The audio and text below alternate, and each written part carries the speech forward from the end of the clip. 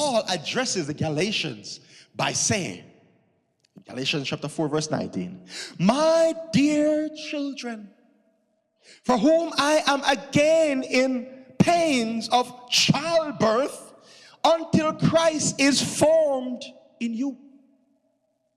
Notice that Paul calls them my dear children. Notice that Paul says what? My dear children.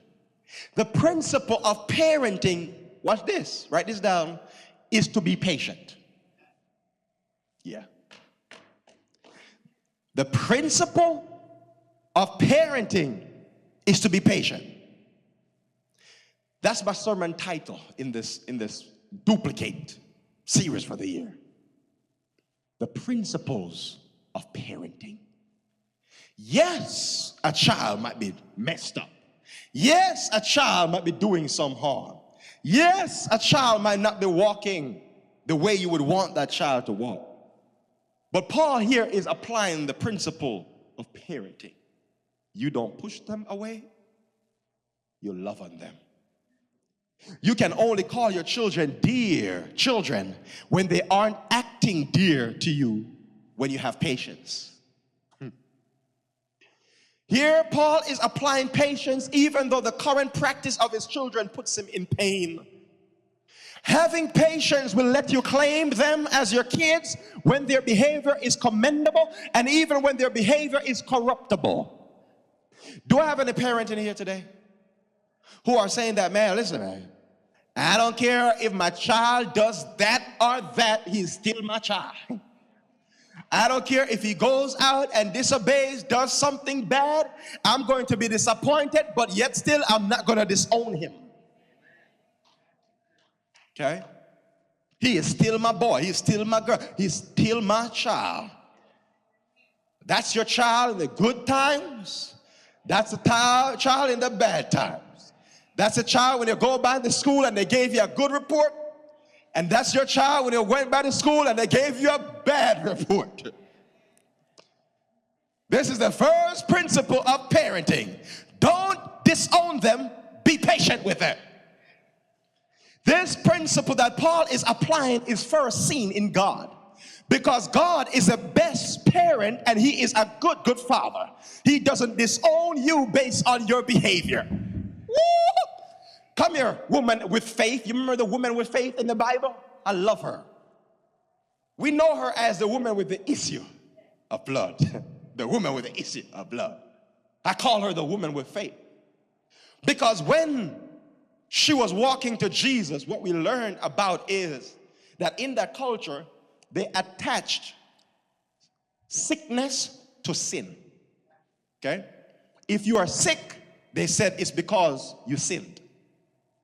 So once a person has an issue of blood, a leper, or any person who is ill, what did you do wrong now? Why is God punishing you now? What bad did you do? Did you sleep with somebody? What's going on? Did you lie? Did you rob a bank? What's going on? Because you're sick. So this was their theology that is spread throughout the region. So this woman, in her mind, she is thinking that I'm going to that hospital, I'm checking that doctor, that's what the Bible says, I'm checking all of these people and nobody can help me. I'm just such a sinner. You're so messed up. And you can't believe what's going on in her mind. Man, I'm so messed up.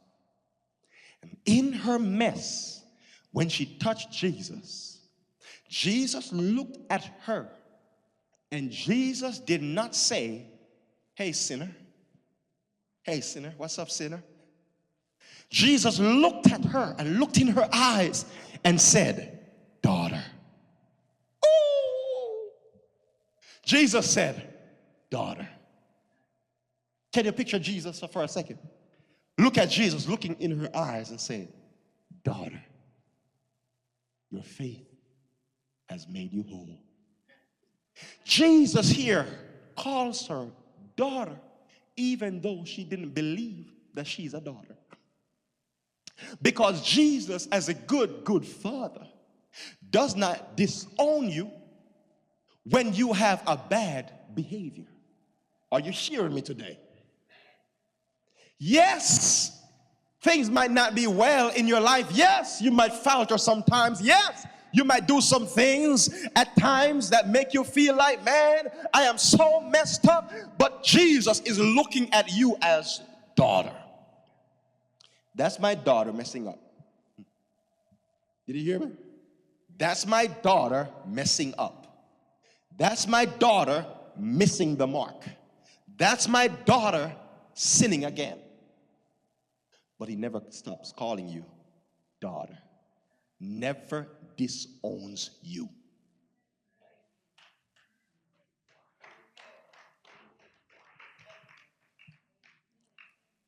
That's a good father we serve. And ladies, I want to let you know that Jesus still sees you as daughter, and he wants you to still see him as father.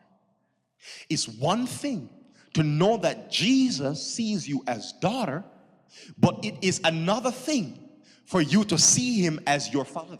Ooh, somebody's getting it with me. One is about his perception of you, which doesn't change. But the other is about your perception of him, which does change based on your mistakes and seasons. When you see Jesus as Father, watch this, you will be confident knowing that he will never leave you alone. When you see Jesus as Father, you will be confident although you find yourself between a rock and a hard place. He will do everything to meet you where you are. He will leave glory, clothe himself in humanity, and sacrifice his life so you can have eternity. When you see him as Father, you can rest assured that he has your best interest at heart. He is going to be patient with you.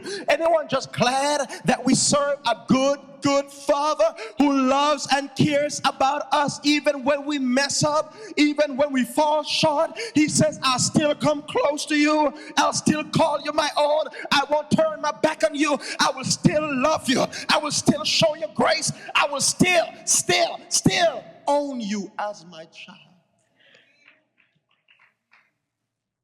That's a good Father we serve. That he doesn't abandon us even though he's disappointed in us. Are you with me? For the men, sometimes it's hard to see Jesus as a good father when you did not have a good father. But may you allow me to tell you that just as how the prodigal son went out and wrecked his life, and when he returned, the father called him son. The father did not change his role because the boy went out and messed up. The father in Luke chapter 15, when the prodigal son is coming home messed up, torn up, smell like pigs, coming home messed up, spent all his money. When he came home, the Bible says the father ran after him to get to him. Parental role. That's my boy. I don't care what he did. I don't care where he went. Matter of fact, I don't even want to know about that. He began to speak, daddy, I went out and I began to spend the money on women and I began to do this. He said, boy, shut up. This was my son. This is my son who was dead and is now alive. Go and kill the fatted calf and bring a ring so I'll put it on his finger. I'll put a robe over him. I don't want to know about your story. That doesn't really matter to me. I'm just glad you are home. And that's what Jesus is concerned about. He's just glad when you are home. He's just glad when you recognize that he is still a good father. Because when you recognize that he's a good father, you will be messed up, yes, but you will know that you can return to him. You will know that yes, life throws at you and you fell, but you can pick yourself back up again and say, I'm going to go home to my father because I know he won't turn his back on me. I'm going to go home to my father because he loves me. It's about your perception of him. His perception never changes. But does yours change? I want you not to change it. I want you to always see him as Father when you're doing good And even if life hits you so hard that you do some bads, are you hearing me? You can come home. You can say, as John said, if anyone sin, you have an advocate with the Father, Jesus Christ, the righteous one. He says you can confess your sins to him, and he's so faithful. He is so just that he will forgive you from your sins, and he will cleanse you from all unrighteousness. That's the beauty of our Savior, who doesn't turn us away, but has power in his blood to erase our mistakes from 2024 and give us a brand new sheet of paper to start off in 2025. If this message was a blessing to you, please like this video, please subscribe, leave a comment. I would like to hear how this message impacted your life, and then share this message with somebody else so they too can be blessed. God bless, and I'm looking forward to seeing you soon on this channel.